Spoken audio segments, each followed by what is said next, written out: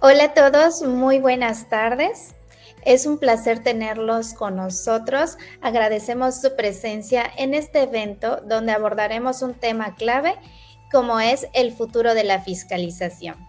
IDET Consilium es un instituto de educación con más de 20 años de experiencia en capacitación fiscal, jurídica, administrativa y patrimonial, comprometida con brindar conocimientos actualizados y de valor.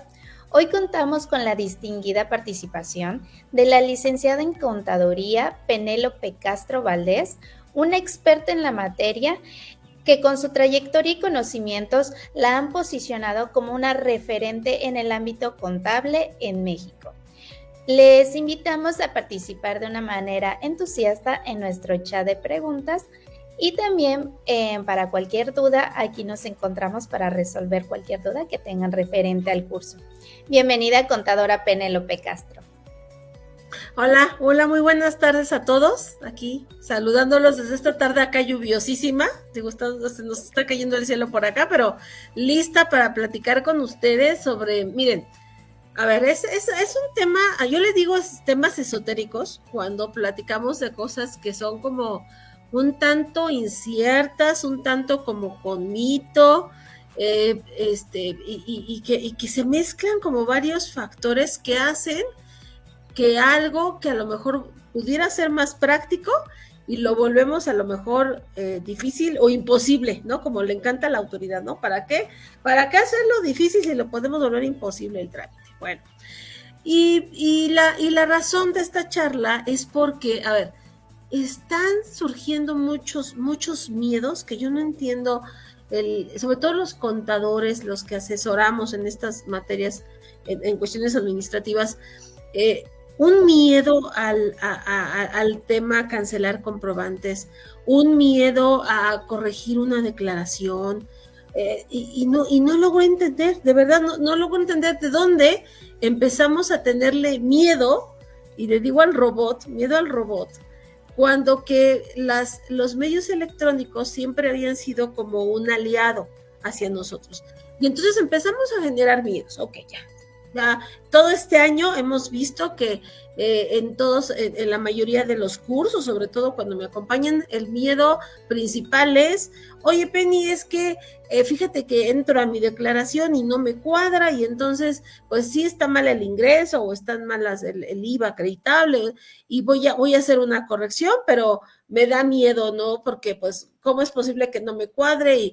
Y ojo, a ver, ese miedo va acompañada de una resignación que yo la denomino absurda, porque no le haces ningún favor al robot resignándote, y la gente se resigna a aceptar lo que el robot o el propio portal propone.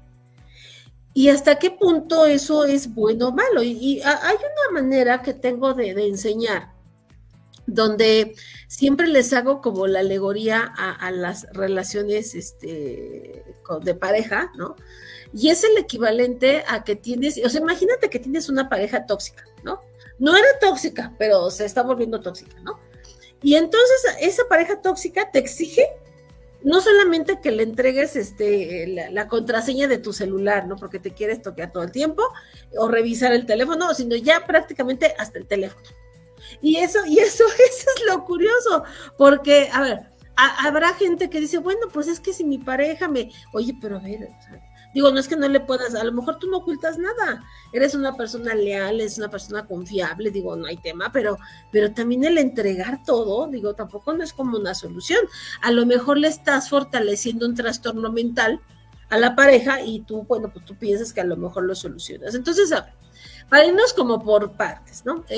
El día de hoy podemos preguntar si, yo creo que podemos preguntar acerca de todos esos temas electrónicos que nos dan miedo. Y tratar de esclarecer por qué el miedo no nos va a conducir a ningún camino, sobre todo porque se presenta una iniciativa de reformas donde cada vez se fortalece más a la autoridad y se le dan atribuciones que en un inicio estaban pensadas para contribuyentes que efectivamente eran evasores, para contribuyentes que de repente le daban la vuelta a la autoridad, eludían, mentían, etc., etc. Pero se está tratando con esas medidas extremas a contribuyentes que no precisamente son los evasores o precisamente buscan, ¿no? Como no pagar jamás la contribución, ocultarla, no. Y se está utilizando una medida de apremio inventada para casos extremos en casos más cotidianos. Y a lo que quiero llegar es que la autoridad está generando cada vez más un poder inusitado en el tema del control electrónico de muchos de los documentos que digiere, que lee. No es solamente el llevar un control estadístico o sumarlos a ver si me cuadra o no cuadra con la declaración, va mucho más allá de todo esto. Y entonces eso no lo vas a poder evitar. El hecho de que tu información sea procesada, sea leída, sea estudiada, ¿no? Con distintos parámetros, eso no lo vamos a evitar.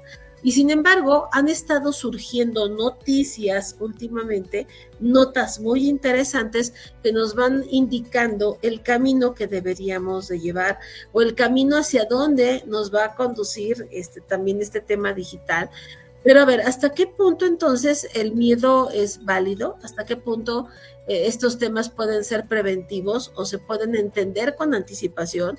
¿O qué necesita hacer ahora el usuario, en este caso el contribuyente, para contrarrestar una oleada de información electrónica y de cruces y temas con el robot donde no va a tener el control y sin embargo las cosas le van a seguir pasando, ¿no? Bueno, entonces, a ver, para comenzar un poquito a abrir la charla del día de hoy y comenzar a escuchar sus dudas, sus preguntas y hablar sobre todo de estos temas del miedo. Vale.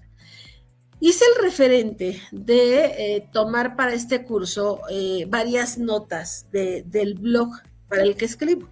Escribo para la página de Control 2000, esta página constantemente yo subo información que creo que les puede ser útil y la intención de platicar sobre la página y sobre un artículo que en especial acaba de surgir es porque este tema me va a ayudar a abrir la puerta hacia lo que creo que es la estrategia que los contribuyentes necesitamos implementar ante situaciones como esta, ¿no? Que se están tornando cada vez más, ¿cómo decirlo? Cada vez más frecuentes, ¿no? Bueno, entonces, creo que ya están viendo el blog de la página y en esta página les colgué, por ejemplo, esta nota de amnistía fiscal y me gustaría, si se conectan, es muy fácil entrar, le damos... le puedes dar en tu buscador blog 2000, por ejemplo, o le puedes poner control2000.com.mx/blog y te va a remitir esta página. Y bueno, aquí en esta página del blog 2000 les colgué esta noticia de la amnistía y con esto creo que podemos iniciar un ejemplo muy interesante acerca de lo que va a empezar a ocurrir en torno a estos temas. Y a ver, la amnistía fiscal, nosotros sabemos que es un programa de apoyo. Este año se publica en la Ley de Ingresos y el objetivo de este programa de apoyo a los contribuyentes, pues es que se corrijan, ¿no? Y entonces es una amnistía porque hay una especie como de reducción, de perdón, ¿no? Respecto de contribuciones, multas, y a grandes rasgos lo que ocurrió es que si tú te corriges pagando, de contado, ¿no? En una sola exhibición tus adeudos de 2023 hacia atrás, vamos a obtener entre otras cosas, una condonación del 100% de recargos, ¿no? Ok, bueno. Ese programa de amnistía, para funcionar, ¿qué necesitábamos? Bueno, necesitábamos cumplir requisitos. Dentro de los requisitos, pues está el tema de no estar en las listas negras, no tener adeudos fiscales, estar localizados, tener la opinión positiva del cumplimiento, etc., ¿no? Bueno, ser contribuyentes cumplidos. Y entonces tenemos reglas misceláneas. De la regla 918 a 922 encontrábamos precisamente en este tema, pues cómo cumplir, ¿no? Pero a ver, aquí hay algo que es con lo que yo necesito que nosotros empecemos a ejercitar. ¿Hacia dónde van los cambios? ¿Y dónde estamos parados los usuarios? Porque reitero, esta manera de trabajo donde dependemos de un robot, de un algoritmo, de una aplicación, es algo que se va a ir convirtiendo cada vez en un referente diario. Y entonces dependemos no solamente de lo que diga un comprobante, sino de la información que ese comprobante transmita, por ejemplo, un pago referenciado, y eso al final se va a convertir en una contribución. Y entonces, a ver, en esta notita les subo un ejemplito que surge, fíjense, surge a partir de la necesidad de transmitir el efecto de la amnistía en el pago referenciado. Entonces, a ver, había gente que decía, oye, Penny, es que para aplicar este programa de amnistía, pues nos dicen que hay que meter un caso de aclaración y en mi portal y solicitar y todo eso, ¿no? Pero a ver, el tema aquí crucial es, vamos a suponer que yo tengo que pagar un adeudo, o sea, tengo que pagar ahí el impuesto de 2023, por ejemplo, todo el ejercicio, ok, me voy a subir a la amnistía, que me condonen los recargos, pero la pregunta es, ok, aunque yo haga una solicitud en mi portal y hago un caso de aclaración, la pregunta es, ¿y cómo lleno esa declaración? ¿Cómo lo plasmo? Y voilà, encontramos precisamente que se modifica el pago referenciado. Entonces, aquí viene lo interesante, amigos, aquí viene lo interesante. ¿Cuántas veces hemos detectado en este año que de repente la página no funciona en alguno de los servicios? A lo mejor no funciona, por ejemplo, servicios de cancelaciones, o no funciona facturación, o no funciona pago referenciado. Y ojo, generalmente cuando no funciona es porque están haciendo algún tipo de modificación. ¿Y qué fue lo que le crearon aquí al sistema? Bueno, le crearon un rengloncito nuevo que vamos a ver, aparece cuando ya llegas a la determinación de tu pago, o sea, ya cuando ya determinas el impuesto, digo, aquí me brinqué esa parte porque no nos importa qué impuesto sea, digo, determinas la cantidad a cargo, digo, es un ejemplito, de esa cantidad a cargo tenemos la parte actualizada, tenemos los recargos que son 352 pesos, el total por pagar son 1,491, y entonces, ya que determino la cantidad a cargo, aquí en estímulos por aplicar, precisamente, vamos a ver, le agregaron este rengloncito para indicar si vas a aplicar un estímulo. Le tendrías que decir que sí. ¿Y qué estímulo es el que vamos a aplicar? Inventaron un espacio que se llama estímulo de regularización, donde lo que vamos a hacer es indicar cuál es la parte que se va a condonar de este programa de amnistía. Para este caso, por ejemplo, pues nos van a condonar el 100% de recargos. Entonces pones el total de los recargos, guardas el estímulo, y entonces lo que va a hacer el sistema es, efectivamente, si pagas en una sola exhibición, si incumple con los requisitos del programa, etcétera, etcétera, en esta autocorrección, pues te condonas el 100% de los recargos, ¿ok?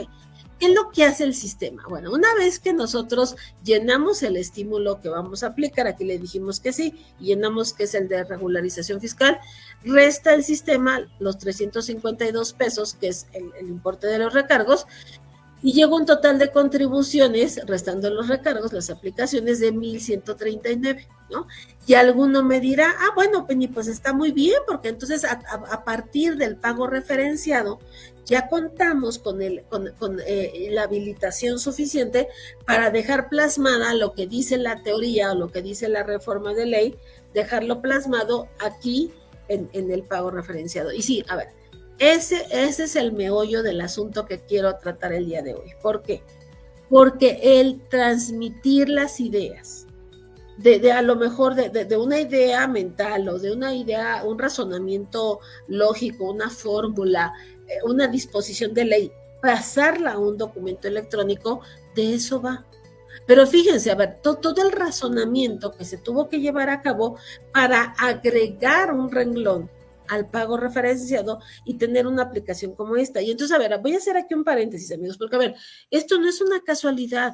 El hecho de que la autoridad invierta, porque no es así como de enchilame otra, invierta en un proceso para agregar un renglón, para que se haga una operación, para que se rete, tiene muchas connotaciones detrás, y esa es la parte que creo que deberíamos estar entendiendo todos nosotros. Es decir, no basta con que conozcas la disposición, no basta con que conozcas la fórmula o el procedimiento contable, necesitas adivinar el algoritmo, para entonces esa idea plasmarla de forma correcta, porque a ver, aquí va el tema y viene la parte curiosa de todo lo que hay detrás del algoritmo. A ver, les platico, regreso aquí al ejemplito.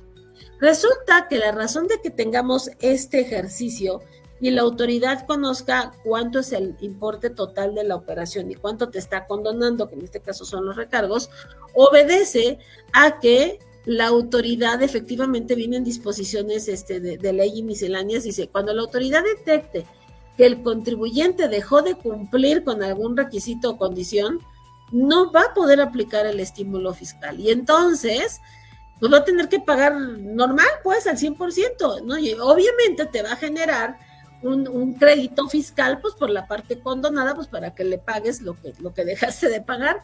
Ahora sí, para que pagues lo que te perdonó. Y casi, pues, gracias por participar y ahora me debes, ¿no? Y como es un crédito fiscal, pues, viene con recargos, viene con la referencia, ¿no? De los accesorios. Y ese es el punto, amigos, ese es el punto. A ver, no perder de vista las cifras, no perder de vista la información. Sí, entiendo que a lo mejor, pero si la autoridad se arrepiente, le va a dar revés, hay que tomar en cuenta algo muy interesante. Todo esto que es estímulos, reducciones, por ejemplo, el hecho de que un arrendador reste como deducción opcional, que le llamamos deducción ciega, el 35% de su ingreso. Todas estas reducciones que aplicamos los contribuyentes al impuesto normal tiene un nombre, amigos, y se llama renuncias recaudatorias.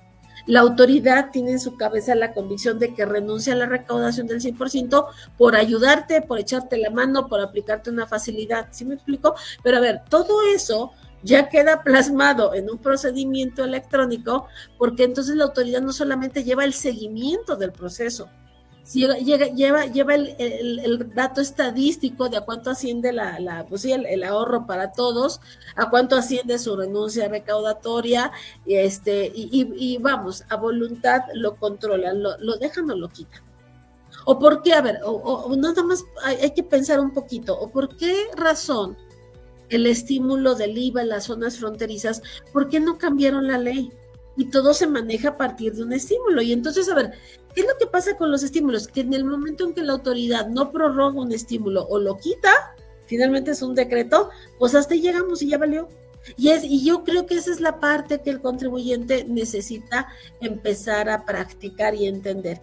Que toda esta información, toda esta teoría, necesitamos entender cómo funciona el algoritmo para saber si se está respetando la regla o no, o en qué momento esa regla puede cambiar para algo. Y aquí el papel crucial es el que están llevando a cabo el hecho de transmitir información a través de los comprobantes. ¿Por qué? Porque entonces a través de los comprobantes lo que está pasando es que este algoritmo se alimenta y la autoridad, independientemente de que ahorita ya llenamos la declaración y ok, son 1,000 pesos, pero la autoridad sabía que eran 1,000 pesos. Eso es a lo que voy. O sea, esta cifra ellos ya la van consignando, ya la van elaborando. Y el documento que más información transmite al robot, al algoritmo, precisamente es el CFDI. Entonces, imagínense cómo viene la cuestión de compaginar las informaciones. Entonces, a ver, alguien me alza la mano y me dice, oye, Penny, pero a ver, esto es como de pronto peligroso, porque, a ver, una de las dudas que de repente nos surgen es, a ver, ¿y qué va a pasar, por ejemplo? Vamos a irnos un poquito aquí arriba al formatito. O sea, dentro de los miedos es que mucha de esta información efectivamente ya está cargada. ¿Y qué va a pasar el día que no nos dejen editarla? Por ejemplo, que entremos y los ingresos, pues no me deje cambiar el ingreso, no me deje disminuirlo, o no me deje cambiar lo del tema del IVA. Y a ver, y aquí voy a hacer un comentario que yo creo que va a ser fuerte, pero a ver, es necesario entenderlo. A ver. Esto que es un diseño, esto lo realiza un científico de datos. El científico de datos plasma esto en un documento, plasma el algoritmo, plasma la validación, la fórmula. Y entonces lo que ocurre con los científicos de datos, por ejemplo en el SAT, es que pues son eso, son ingenieros, son gente como de otras áreas que a veces no comprenden la cuestión contable. O sea, no son maestros en derecho fiscal, ni doctores en derecho fiscal. Entonces, ¿qué ocurre? que ellos, si no tienen, si no se les lleva a cabo la asesoría adecuada, el científico de datos pues va a plasmar lo que a lo mejor su cerebro entienda y no el proceso completo. Y a ver, aquí voy a hacer una pausa porque precisamente una de las cosas de las cosas que más preguntan los desarrolladores en estos temas es, a ver, Sat, si tú conoces la disposición, si conoces el código, si conoces la ley del IVA, la ley de ISR, ¿por qué de repente no le agregas, no enriqueces toda esa información de todo el procedimiento completo a tu algoritmo, a tu pago referenciado? Y lo hemos comentado en cursos aislados. Oye, la gente dice, oye, Penny, pues es que yo sé que hay pagos que si no rebaso de 2,000 pesos puedo pagar en efectivo y es deducible, y sin embargo entro a la página y si dice pago en efectivo no lo carga. O si la clave del uso está equivocada, no la carga. O si el régimen fiscal no coincide, igual no lo carga. A ver, y ese es el punto. El contribuyente, finalmente el contribuyente es el responsable de llenar esto. Hay un principio de confianza que se determina, es una garantía de los contribuyentes, lo llamamos principio de autodeterminación de las contribuciones. El que determina el impuesto, esa cantidad a cargo, es el contribuyente. Él es el responsable para Código Fiscal del impuesto que se va a pagar. Ahora, como el contribuyente es el responsable, es el que tiene que autodeterminarse, el formato necesita tener los espacios necesarios para que el contribuyente ajuste lo que tenga que ajustar, y eso que le tenga que sumar o que le tenga que restar. Entonces, por eso dije, a ver, es un comentario fuerte, porque a ver, la autoridad nos quiere ayudar en el prellenado. Ay, gracias, ok, sí, nos vas a ayudar a sumar las ventas o a sumar las ok, nos quieres ayudar, pero eso no quiere decir que se esté llenando el formato de manera adecuada. ¿Por qué? Porque no cuenta la autoridad todavía con todas las herramientas necesarias para hacer este tema exacto.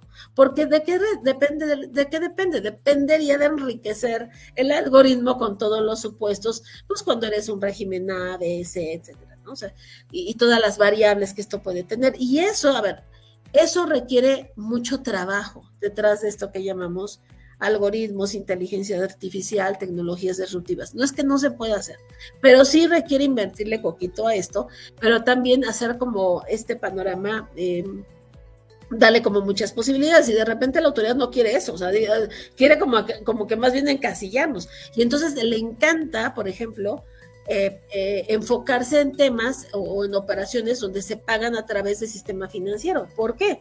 Porque a través del sistema financiero pues ya está verificado por un banco, la operación no se hace en efectivo, y a ver, y aparte corremos con dos ventajas. ¿Cuál sería la otra ventaja? Pues el tema de los controles antilavado. Sí. Y bueno, aprovechando que estoy aquí en el portal, les voy a compartir otra nota interesante de las que acaban de surgir. En temas, me voy a ir un poquito para atrás, en temas donde nosotros vamos a entender por qué es tan importante esta interacción con el tema del sistema financiero. Y es que, a ver, dentro de las notas que yo aquí les cuelgo, miren, aquí hay bastante información, para poder dar y compartir. Dentro de las notas vamos llevando una secuencia a partir de la publicación, y de repente hay publicaciones que la autoridad va ajustando, y de repente hay gente que no se entera. Esta es la que quiero que vean. 2 robots piensan mejor que uno. Y bueno, esta nota se volvió muy interesante. Les voy a explicar por qué. Porque se presenta las reformas a la ley antilavado. El mundo de la ley antilavado es un mundo aparentemente paralelo al universo fiscal, y digo aparentemente paralelo porque no es tal. Realmente ya empezamos a ver cómo van convergiendo. Y entonces la parte interesantísima es que a la par de que se publican las reformas a la ley antilavado, se firmó un convenio. ¿Un convenio de qué, Penny? Resulta que en el 2023 se dio a conocer a la primer robot de inteligencia artificial de la Comisión Nacional Bancaria y de Valores, y esa robot de inteligencia artificial pues ahora va a colaborar con el robot del SAT.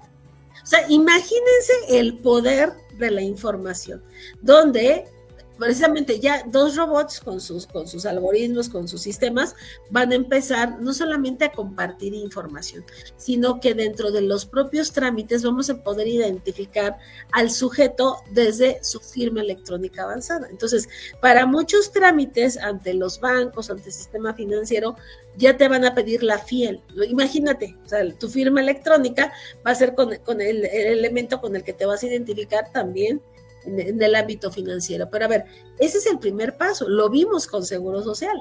Y el Seguro Social no solamente pues no es que nos identificamos con la FIL, sino muchos de los trámites que hacemos a través del escritorio virtual, a través del buzón, lo hacemos con la firma electrónica. ¿Con esto qué trato de decir? Que precisamente a través de los medios electrónicos lo que vamos a empezar a identificar es que la firma electrónica es un elemento que te identifica en la nube. Es como si fuera tu INE, ¿no? Tu pasaporte. Y además que en la nube es como si te vieran a ti. Entonces, cada vez que entramos a un buzón, a un apartado, a una aplicación con la firma electrónica, es identificar plenamente de quién estamos hablando. Ah, pues la firma de quién es, pues de la empresa fulanita, ¿no? De la empresa, por ejemplo, de IDET Concilium, ¿no? Entonces, pues, ¿y quién es IDET Concilium? Y a ver, y aquí viene lo más interesante, porque dentro de este uso que va a tener la firma electrónica, en el caso de personas morales, va a haber un vínculo estrecho entre la firma de la persona moral y la firma de su representante legal. Y eso es, o sea, es todo. ¿Por qué? Porque las personas morales son un ente que no operan solas, operan a través de una representación, a partir de un representante legal, de un administrador único, y voilà, les tengo otra noticia. Resulta que en este ámbito, esa figura ahora se conoce como beneficiario controlador, y todos los entes están obligados a identificar a su beneficiario controlador, a tener un expediente, a revelar ese tipo de datos. ¿Por qué? A ver, porque vamos a ver este tema desde otro ámbito. En materia de lavado de dinero, para la autoridad no es ajeno saber que existen empresas que simulan operaciones y a través de la simulación de la operación lavan los recursos o disfrazan los recursos, les cambian el origen y lo disfrazan de a lo mejor de ventas o de utilidades, ¿no? De empresas legítimas. El punto aquí es que en México, a partir de la reforma a la ley antilavado, el hecho de que la persona moral no identifique ese beneficiario controlador, no tenga su expediente al día, va a implicar una sanción. Más o menos es $1,000,000. Nada más échele. Pero a ver, ¿dónde viene la parte más interesante? A ver, la parte más interesante es que la autoridad antilavado, en este caso la UIF, a través del portal antilavado, que por cierto también administra el SAT, va a crear un nuevo sistema donde todas las personas morales van a tener que subirse para también ahí dar a conocer quién es su beneficiario controlador. Y entonces va a haber un seguimiento también del comportamiento, de la estructura de todas las personas morales. ¿Quién está detrás de esas personas morales? Es de verdad, amigos, es algo que siento que nos va a volar la cabeza. Incluso me voy a regresar un poquito a la lámina, porque una de los datos que creo que también les puede resultar útil en este sentido es esta figura del arquitecto invisible, del beneficiario controlador, porque precisamente como es parte de las obligaciones que también ahora convergen en materia de Código Fiscal de la Federación, necesitamos entender que hay que identificarlos, y aquí les colgué el formato de identificación que propuso la Unidad de Inteligencia Financiera para que vayamos integrando los expedientes. ¿Por qué? Porque se puede presentar cuando tú realices una actividad vulnerable, sí, claro, pero también cuando no. Esa es la reforma interesante. Aunque no realices ninguna actividad vulnerable, necesitas identificar a ese beneficiario controlador. Entonces, el concepto de beneficiario controlador que presenta Código Fiscal es el mismo de la ley antilavado, y se le puede denominar también beneficiario final, y se le puede también llamar propietario real, y tiene varias connotaciones. Y entonces ahí es donde la gente me dice, oye, Penny, pero a ver, entonces, es que es un mundo de información lo que se puede generar a partir de los documentos electrónicos, efectivamente. Pero a ver, aquí el común denominador es que se comparte. se comparte esa información. Esa misma información que tiene una connotación para código, para trámites, va a tener otra connotación para sistema financiero también, pero es la misma figura, pero es el mismo ente. Y entonces, es ahí donde de repente nos vuela la cabeza, porque, si nosotros esto lo vamos a adoptar o a entender por miedo, no vamos a llegar a ningún lado. Necesitamos estar conscientes de la disposición y entender, por ejemplo, que la autoridad, esta facultad que tenemos de entrar al pago referenciado, modificarlo, cambiar el ingreso, ajustar la deducción, no nos está haciendo un favor. Es el derecho del contribuyente por este principio de autodeterminación. El hecho de que el contribuyente genere una factura y después cancele una factura, aunque hayan pasado 3 años, no es una concesión de la autoridad. No, espérame. Esto es más delicado de lo que nos imaginamos, porque ¿cómo creamos la factura? La firmamos, la sellamos. Y entonces el dueño de esa firma, el contribuyente que crea la factura y la firma, tiene el poder de quitarle la vigencia a esa factura cuando lo considere conveniente. No, pero Penny, es que es un año. No. Es que eso es lo que necesitamos aprender ahora. No es lo mismo borrar una operación, a cancelar un comprobante, a sustituir un comprobante. No es la misma cosa. Y lo que a lo mejor vamos a tener que vigilar con lupa es la cancelación, no tanto la sustitución. Vamos a poner ejemplos, eso es muy común. Es que en el 2023, facturamos. Les voy a poner un ejemplo actual. Me acaba de llegar el caso. Resulta que la empresa se dedica a rentar plantas de luz. Y para que funcione la planta de luz, pues le ponen diésel. O diésel. El contador, el cliente, fíjense, el cliente de la persona moral de la empresa le dice, oye, cuando me factures, quiero que me factures por separado lo que es la renta de la planta del diésel, porque le dan la planta, te dan como tu galoncito de diésel, ¿no? Para que le eches a andar. Y factúrame por separado el diésel. ¿Saben qué fue lo que pasó, amigos? 2 años después, les llegó una vigilancia profunda marca Diablos a la empresa. ¿Y por qué digo marca Diablos? Porque les llega con suspensión de sellos. De entrada, suspensión de sellos y aparte un requerimiento con una multa bárbara, porque le exigían a la empresa, primero, la auditoría, el dictamen de los controles volumétricos, ¿no? Por la venta del diésel, ¿no? Aparte otro tema, porque pues, ¿y por qué vendes diésel? Y lo más interesante, el bloqueo, porque dice el sistema, pues tú de dónde vendes diésel, si tu giro es otro. Y para acabarla de amolar, la contadora viene espantada porque decía, oye, Penny, pero vamos a verlo por partes.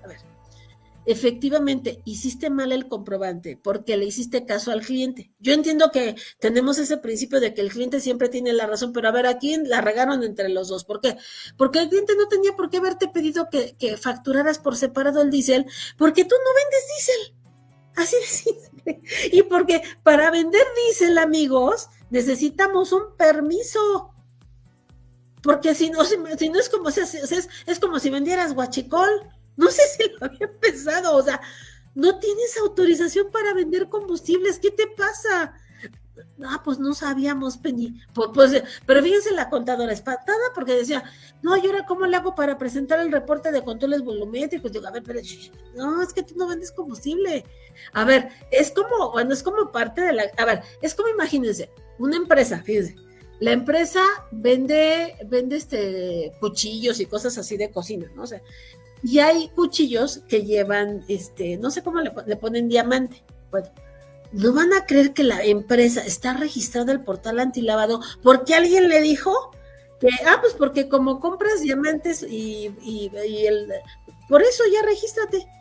porque los diamantes son un metal, joya preciosa, y eso es, la compraventa de esos es una actividad vulnerable. Digo, no, pero es cuando te dedicas a vender diamantes, o sea, o compras y ves, no, a ver, tú compras los diamantes, pero le pones ahí una cosita al cuchillo, o sea, no, sí me explicó, pero a ver, fíjense hasta dónde nos lleva entre la ignorancia, el miedo, sí, la falta de pericia en estas cosas. Y a mí me llenó de mucha tristeza lo que pasó con esta empresa, porque, a ver, la contadora estuvo a punto hasta de acabar en la cárcel, por hacerle caso al cliente. A ver, ¿y cómo se solucionó? A ver, tuvimos que cancelar las facturas de 2023 y volverlas a hacer y quitar eso de que facturas dicen. Pero hubieran visto el triunfo en este caso, con el cliente, porque no quería aceptar la cancelación. No, pero ¿por qué? Pero, a ver, es que estuvo mal elaborada, no debimos de haberte, porque yo no vendo combustibles. Yo lo que te presto es el servicio y y viene una cosita así para que tu planta funcione, o sea, pero no es así. Bueno, a lo que voy es que la persona me decía, pero es que está prohibido, Penny, cancelar comprobante. A ver, no está prohibido. Y eso, a ver, quiero dejarlo muy claro. Número 1, cuando cancelas una factura no es que la vas a borrar. No es que la vas a borrar, le estás quitando el efecto nada más. Y lo puedes hacer porque tú la firmaste, tú la creaste. Tú le puedes quitar el efecto. Ahora, a ver. La autoridad implementó reglas para la cancelación para evitar abusos, porque efectivamente hay casos de contribuyentes que a través de la cancelación omiten el ingreso. Y de repente, pues sí, vendí 1 millón, pero era, pues no, que vendí 10,000 pesos. ¿Por qué? Porque cancelé todas las facturas. Bueno, a ver, existen contribuyentes así, pero no son todos. Es decir, a mí me preocuparía si fuera tu caso, si fuera, voy a cancelar las facturas de 2023 porque el ingreso, porque voy a declarar en cero, o sea, ok, ahí me preocuparía, pero no, a ver, no estás cancelando, no estás borrando la operación, no le estás quitando el efecto a la operación, estamos nada más corrigiendo el comprobante. Por eso es tan importante el nodo de sustitución, amigos. Por eso es tan importante, porque le ayudas a la autoridad a entender que el comprobante, que la operación, nomás lo que estás haciendo es cambiando algo de esa factura original. Y entonces ahí cambia tu concepto de cancelación, cambia la forma en la que lo ves. Y entonces el hecho de que corrijas el comprobante, le estás dando al usuario, bueno, en este caso también al robot, la oportunidad de entender de qué va precisamente, de qué va el cambio. ¿Por qué el cambio es de esa forma? ¿Por qué se ajustó? Bueno, es que no debí de haber facturado el diésel. Mira, es que el concepto correcto es... Y está bien, no estamos cambiando la operación, no estamos cambiando el efecto fiscal de la operación. Lo único que estamos haciendo precisamente es nada más adecuarlo a la realidad de lo que está pasando. Y ojo, porque el contribuyente tiene el poder de hacer esos ajustes necesarios a la información.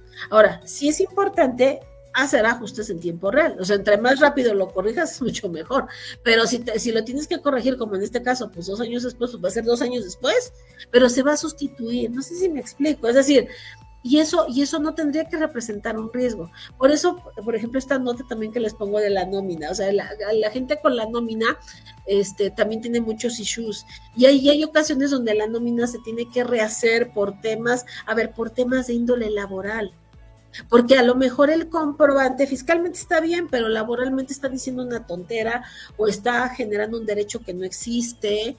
O sea, por ejemplo, el tema de timbrar los viáticos, ¿no? Les digo, a ver, abusados cuando los timbran, porque una cosa es cuando timbras un viático o acumulas el ingreso porque el trabajador no lo comprobó, y otra cosa es que cuando lo entregas como dato informativo me lo timbras como percepción. Y de ahí viene la diferencia, porque, a ver, algo que va a empezar a ocurrir con los documentos electrónicos es que lo van a ver distintas dependencias, va a tener distintos efectos. Y entonces tú tienes que pensar, ok, en el ámbito fiscal no pasa nada, pero ¿qué pasa en el ámbito laboral con el documento?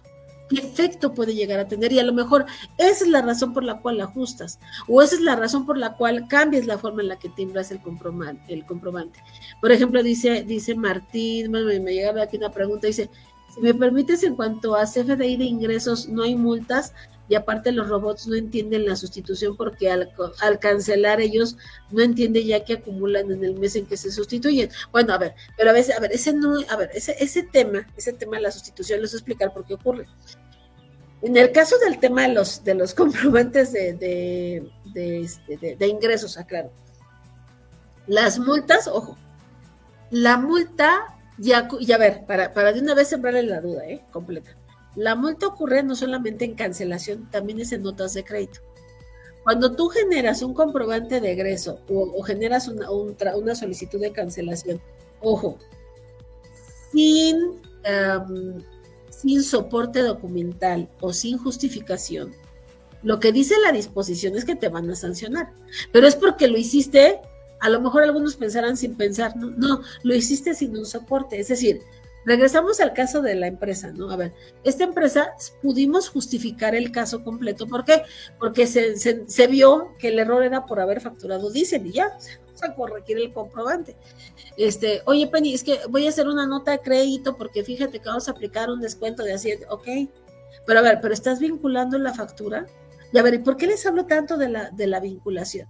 Efectivamente, el robot todavía no interpreta el vínculo, pero sabe que si hay un comprobante vinculado, los comprobantes vinculados pertenecen a la misma operación. Y entonces, ¿dónde está nuestro trabajo?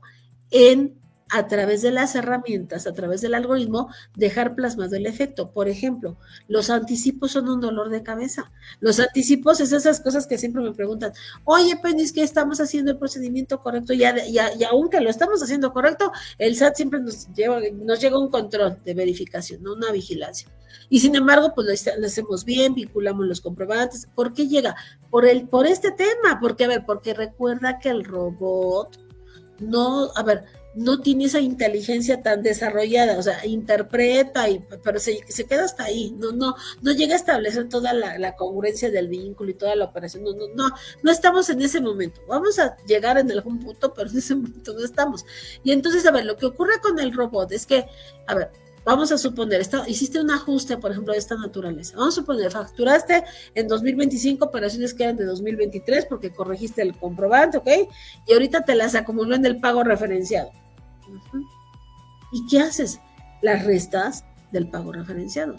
Es que sí, lo tienes que ajustar, pero es necesario, porque necesitas aclararle al robot a través de un procedimiento en el pago referenciado la operación que estás haciendo y por qué la haces.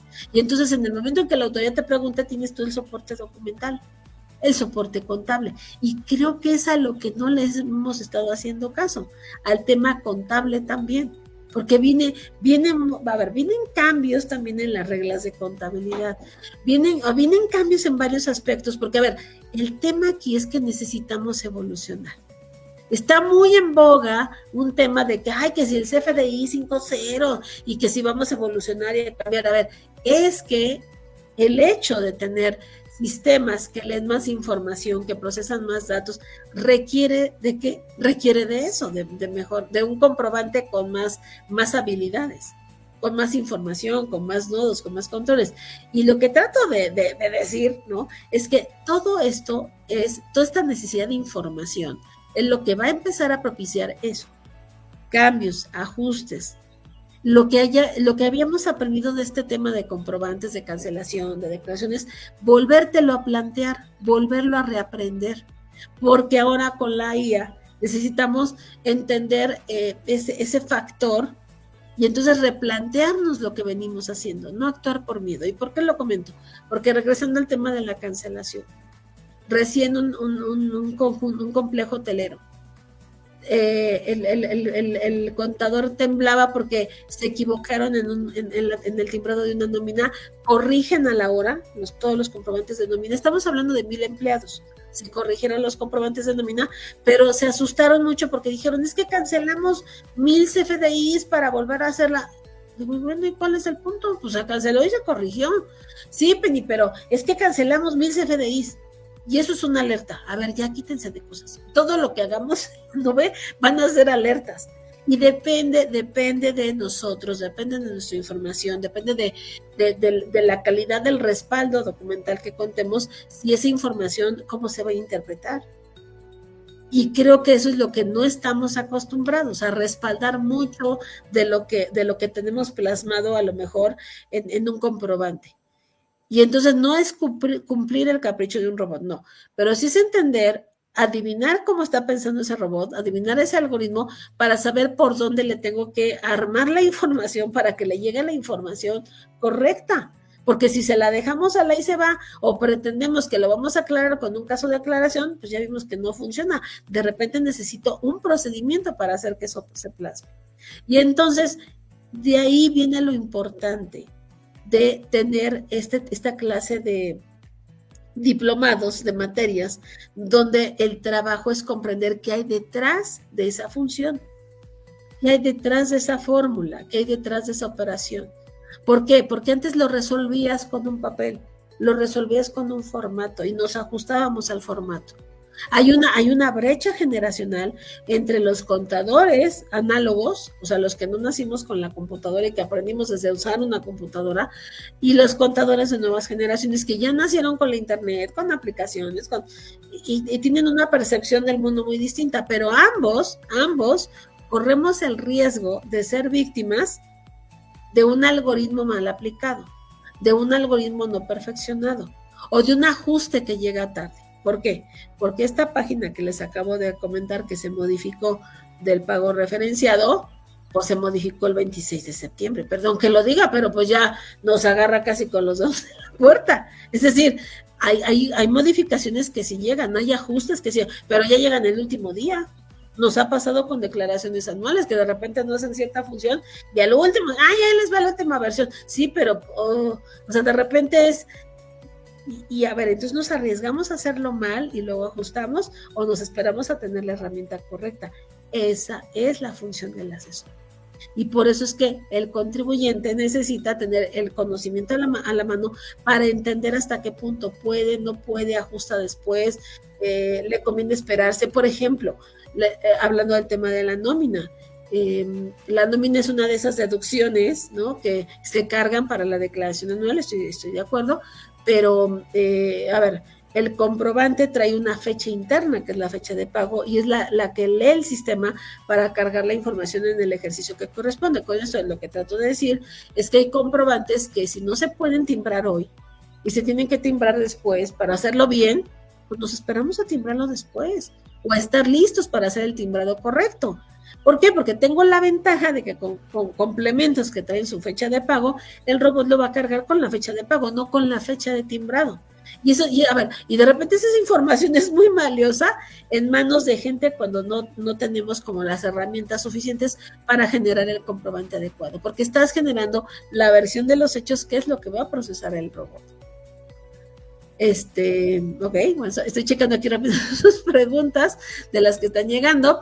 Y entonces, a ver, Beni, se está hablando mucho de una reforma, de bloqueos, de comprobante falso, antes de especular,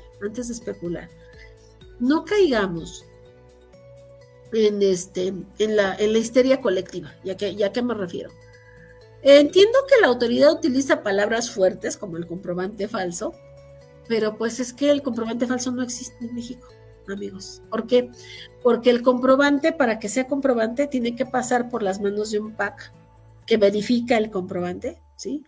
Y que una vez que lo valida electrónicamente y en cuanto a requisitos, le pone la firma del SAT al comprobante. Yo sé que es incómodo, pero pues el comprobante no podemos decir que es falso. Imagínense una empresa que lava dinero, ¿no? Esa empresa que lava dinero, pues recibe efectivo, mueve efectivo, deposita al banco, ¿sí? Y sí, la operación es falsa, ¿sí? Pero ¿a poco los billetes son falsos? Los billetes son reales, son más que reales. A lo mejor la operación es una simulación, es una mentira, sí, pero la operación en sí. Pero lo que se utiliza para llevar a cabo la operación, sobre todo los billetes, son, pero bien reales, ¿no? Lo mismo pasaría, sí, pues si no, ¿cómo? Lo mismo pasaría con los comprobantes. Por eso es importante entender el efecto, porque a ver, vamos a entrar en un delirio de persecución donde tú vas a decir, oye, no, es que esta factura es falsa. No, espérame, no es falsa.